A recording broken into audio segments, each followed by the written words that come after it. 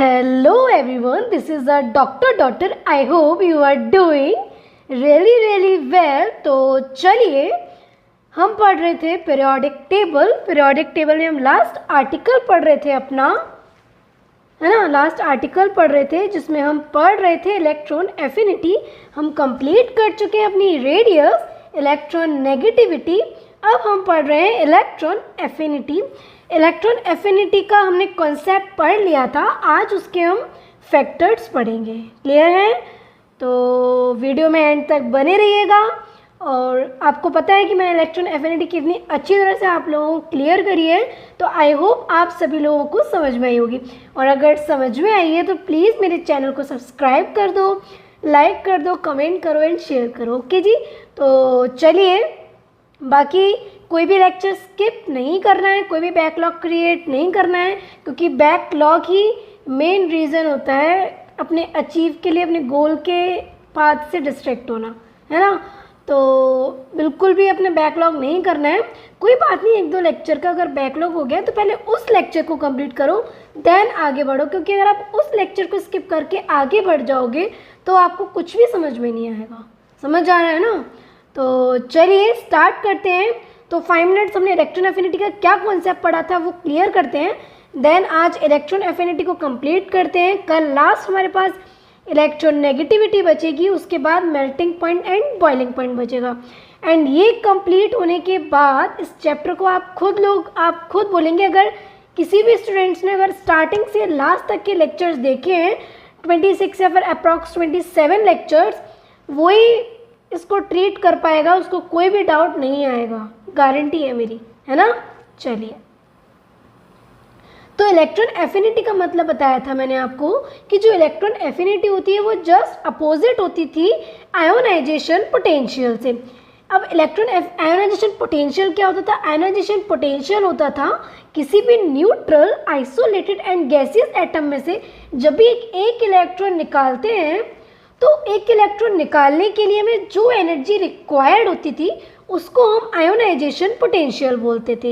Electron affinity किसको बोलते हैं? इलेक्ट्रॉन एफिनिटी बोलते हैं किसी भी neutral, isolated and gaseous atom में से जब इलेक्ट्रॉन को ऐड करते हैं, तो जब हम इलेक्ट्रॉन को ऐड करेंगे तो एनर्जी रिलीज होती है, उसको हम बोलते हैं इलेक्ट्रॉन एफिनिटी। इसकी यूनिट होती थी किलो जूल पर मोल, किलो कैलोरी पर मोल। मैंने बताया था कि आयोनाइजेशन पोटेंशियल जो था, आयोनाइजेशन पोटेंशियल एक कैसी प्रोसेस थी? एंडोथर्मिक प्रोसेस थी। क्यों एंडोथर्मिक प्रोसेस थी? बिकॉज उसमें हम इलेक्ट्रॉन को निकाल रहे हैं। अगर हम मान लो इस पेन को, मैंने बताया था, एग्जाम्पल दिया था, इस पेन को अगर हम ब्रेक कर रहे हैं तो इसको ब्रेक करने के लिए हमें इसको एनर्जी देनी पड़ेगी, तभी तो ये पेन ब्रेक होगा। देखो, ये जो पेन है, इस पेन को अगर हम ब्रेक करेंगे, इस पेन को अगर हम ब्रेक करेंगे तो इस पेन को ब्रेक तभी कर पाएंगे ना जब उसमें हम एनर्जी डालेंगे, है ना। तो इसी ये रीज़न था कि जो आयोनाइजेशन पोटेंशियल था वो एक एंडोथर्मिक प्रोसेस थी, जबकि जो इलेक्ट्रॉन एफिनिटी है, जो इलेक्ट्रॉन एफिनिटी होती है वो एक एक्सोथर्मिक प्रोसेस होती है। क्यों एक्सोथर्मिक प्रोसेस होती थी? बिकॉज उसमें हम एक इलेक्ट्रॉन को ऐड कर रहे हैं, एक इलेक्ट्रॉन को ऐड कर रहे हैं तो एनर्जी रिलीज होगी, इसलिए इलेक्ट्रॉन एफिनिटी एक एक्सोथर्मिक प्रोसेस होती थी। लेकिन मेन कॉन्सेप्ट क्या था कि मान लो यूजुअली EA1 जो होती थी वो एक्सोथर्मिक प्रोसेस होती थी, लेकिन EA1 के बाद जितनी भी इलेक्ट्रॉन एफिनिटी आएंगी सारी कैसी होती थी? नेगेटिव नहीं होती थी बच्चों, पॉजिटिव होती थी। कहाँ दिमाग है आप लोगों का? जो यूजुअली EA1 होता था, EA1 एक एक्सोथर्मिक प्रोसेस है। अगर एक्सोथर्मिक प्रोसेस है तो उसके लिए एंथैल्पी की वैल्यू मतलब डेल्टा H नेगेटिव आता था, जबकि EA1 के बाद जितनी भी EA आएंगी वो कैसी प्रोसेस थी? एंडोथर्मिक प्रोसेस थी, जिसके लिए डेल्टा H कैसा आता था? वेरी गुड, पॉजिटिव आता था। क्यों आता था? मैंने बताया था, फिर से मैं रिवाइज करा रही हूँ, कहाँ दिमाग है आप लोगों का? मैंने इतनी अच्छी तरीके से आप लोगों को इलेक्ट्रॉन एफिनिटी समझाई थी, अब अभी भी फोकस के साथ नहीं पढ़ रहे हो। देखो ध्यान से, हमने क्या करा था? एक इलेक्ट्रॉन को ऐड करा, वो हो गया EA1। अब EA2 की बात आई, हमने दूसरे इलेक्ट्रॉन को ऐड करा, तो पहले से उस इलेक्ट्रॉन पर मान लो ऑक्सीजन O- एंड O-2 था, इसमें अगर पहले से हमने एक इलेक्ट्रॉन ऐड करा तो इस पर नेगेटिव चार्ज आ गया, हमने एक और इलेक्ट्रॉन ऐड करा, अब O माइनस पर पहले से नेगेटिव चार्ज है और हम नेगेटिव चार्ज दे रहे हैं इलेक्ट्रॉन पर, नेगेटिव चार्ज ही तो होता है। तो अगर सेम चार्जेस होता है तो एक दूसरे को रिपेल करता है। अगर रिपेल करेगा तो वो इलेक्ट्रॉन इजीली उसके अंदर ऐड नहीं हो पाएगा। लेकिन हमें तो इलेक्ट्रॉन ऐड करना है ना, तो वहाँ एनर्जी रिलीज होने की बजाय वहाँ पे एनर्जी देनी पड़ेगी, क्योंकि आने वाला भी नेगेटिव है और पहले से भी नेगेटिव प्रेजेंट है। सेम चार्ज कभी भी एक दूसरे को अट्रैक्ट नहीं करते, तो हमें उसको एनर्जी देनी पड़ेगी। क्लियर है? इसलिए EA1 जो होता है वो एक्सोथर्मिक प्रोसेस होती है। बाकी EA1 के बाद जितनी भी इलेक्ट्रॉन एफिनिटी आएंगी वो सारी डेल्टा H पॉजिटिव आएंगी, हमें एनर्जी देनी पड़ेगी। क्यों देनी पड़ेगी? बिकॉज पहले से नेगेटिव EA1 हो गया है, पहले से नेगेटिव चार्ज प्रेजेंट है उसके अंदर। अगर हम दोबारा इलेक्ट्रॉन मिला रहे हैं मतलब पहले से नेगेटिव प्रेजेंट है, इलेक्ट्रॉन मिला रहे हैं मतलब इलेक्ट्रॉन उसके अंदर दे रहे हैं, मतलब सेम चार्ज वाला इलेक्ट्रॉन उसके अंदर पुटअप कर रहे हैं। अगर सेम चार्ज, दोनों में सेम चार्ज है तो एक दूसरे को रिपेल करेंगे। अगर रिपेल कर रहे हैं तो हमें उसको एनर्जी देनी पड़ेगी इलेक्ट्रॉन को ऐड कराने के लिए। इसलिए सारे EA1 के बाद जितनी भी इलेक्ट्रॉन एफिनिटी आएंगी वो सारी कैसी होती है? पॉजिटिव होती हैं। क्लियर है? लेकिन एक्सेप्शन क्या था? 18 सेकेंड एंड 15th ग्रुप की EA1 नहीं, सारी एनर्जी जो होती है वो पॉजिटिव होती है, इलेक्ट्रॉन एफिनिटी। इसका रीजन जाता था due to stable configuration. Stable configuration का मतलब बताया था हाफ फिल्ड, फुल फिल्ड या फिर इनकम्प्लीट ऑर्बिटल। उसके बाद मैंने कम से कम आपको 15 क्वेश्चंस कराए थे, कौन सी प्रोसेस एंडोथर्मिक होगी, कौन सी एक्सोथर्मिक होगी। आई होप आप सभी लोगों ने क्लियर कर लिया होगा। उसके बाद मैंने रिलेशन बताया था। अब फटाफट से स्टार्ट करते हैं फैक्टर। मेरी बात ध्यान से सुनना, फोकस हो जाओ पहले तो।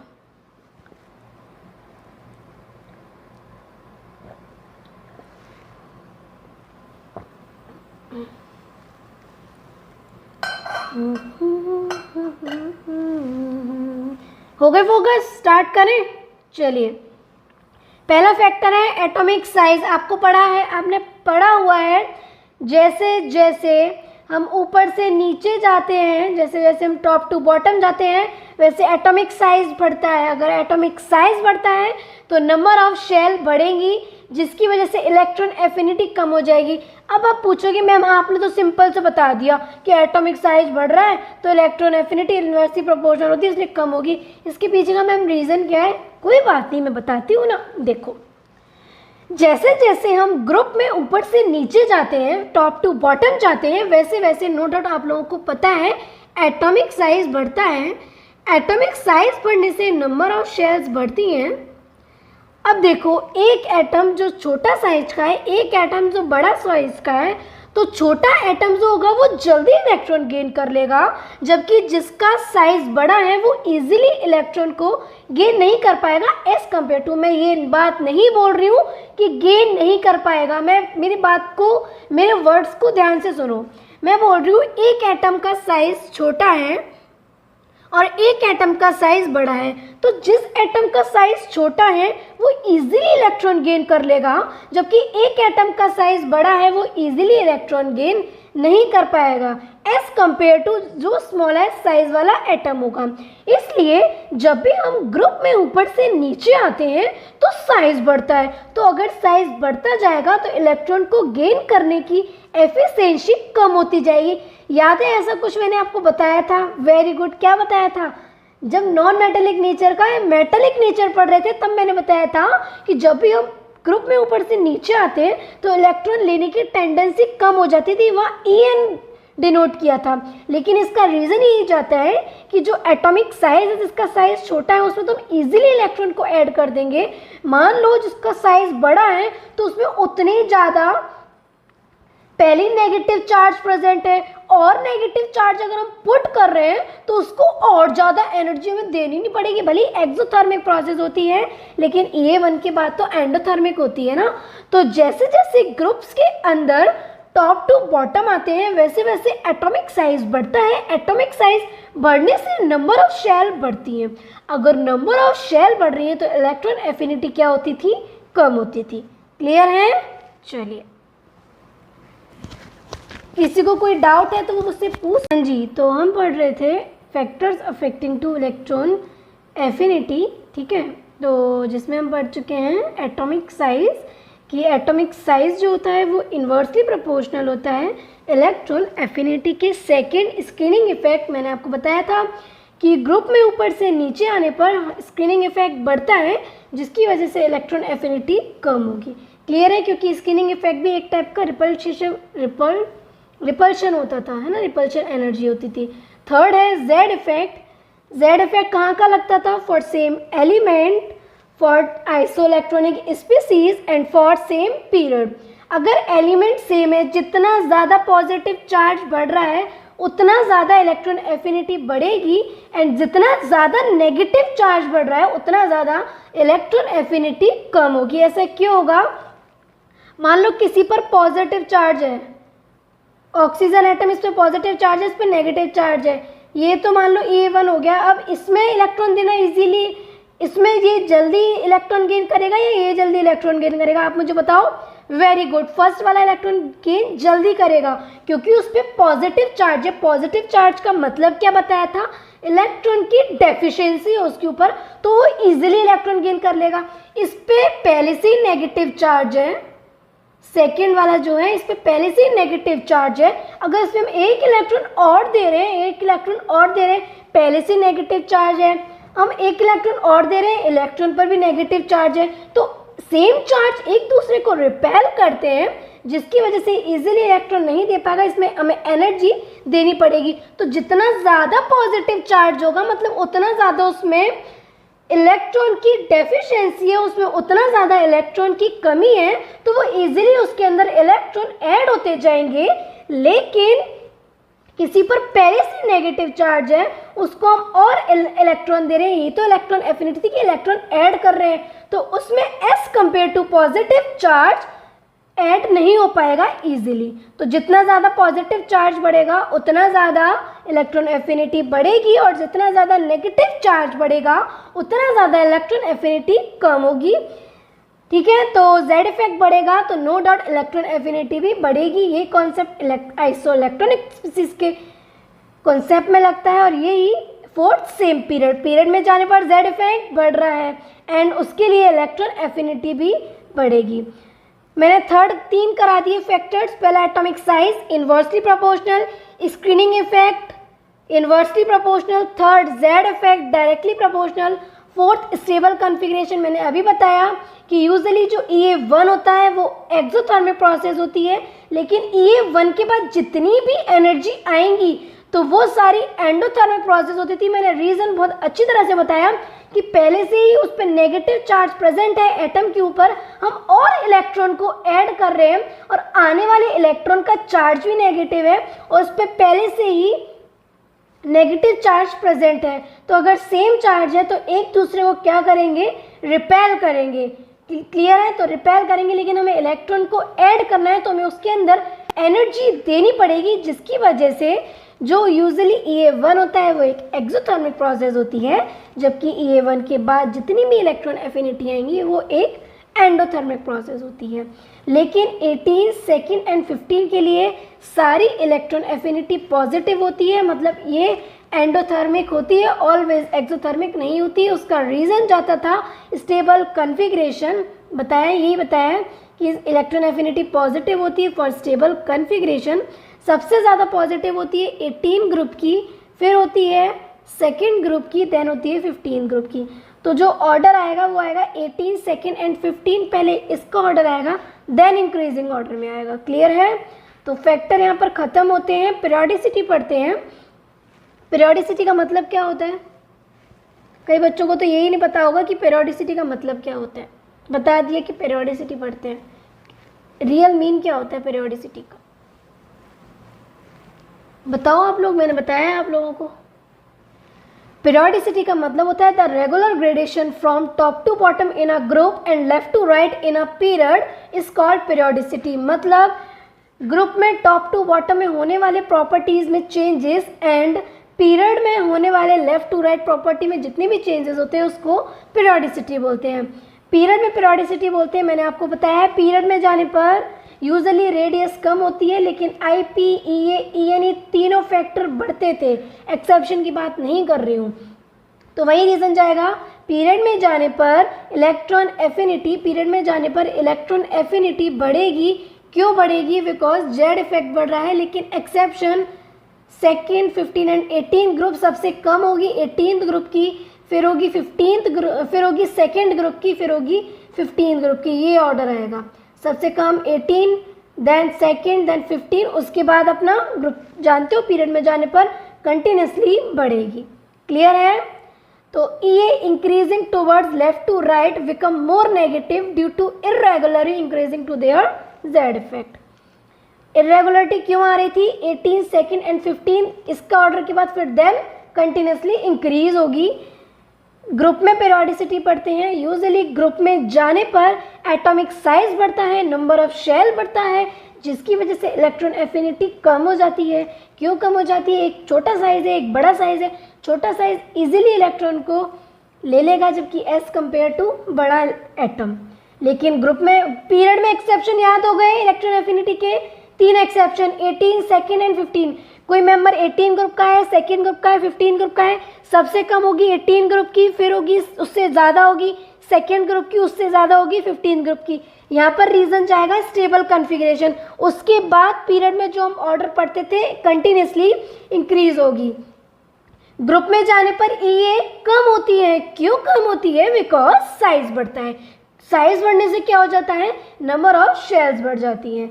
लेकिन इसका भी एक्सेप्शन होता है 15, 16 एंड 17 ग्रुप में, सेकेंड एंड थर्ड पीरियड में से। आपको पता है ग्रुप में ऊपर से नीचे जाने पर ये कम होना चाहिए, मतलब नाइट्रोजन एंड फॉस्फोरस में से ज़्यादा होना चाहिए नाइट्रोजन का, लेकिन फॉस्फोरस का ज़्यादा होता है। 16 ग्रुप में ज़्यादा होना चाहिए ऑक्सीजन एंड सल्फर में से ऑक्सीजन का, लेकिन सल्फर का ज़्यादा होता है। 17th ग्रुप में फ्लोरीन एंड क्लोरीन में से ज़्यादा होना चाहिए। फ्लोरीन का क्यों ज़्यादा होना चाहिए? Because number of shall come है, साइज छोटा है, तो इजीली इलेक्ट्रॉन गेन करने लेना चाहिए, लेकिन 17 ग्रुप का ज़्यादा हो जाता है। इसका रीज़न जाता है, मान लो फ्लोरीन और क्लोरीन को ही रीज़न मानते हैं। फ्लोरीन जो है छोटा साइज का है, तो छोटा साइज का है जिसकी वजह से इस पर इलेक्ट्रॉन की डेंसिटी ज़्यादा है। अगर छोटा साइज है तो उस पर ज़्यादा इलेक्ट्रॉन आने चाहेंगे, जबकि बड़ा साइज में इलेक्ट्रॉन की डेंसिटी कम हो जाएगी, उस पर इलेक्ट्रॉन कम पाए जाएंगे।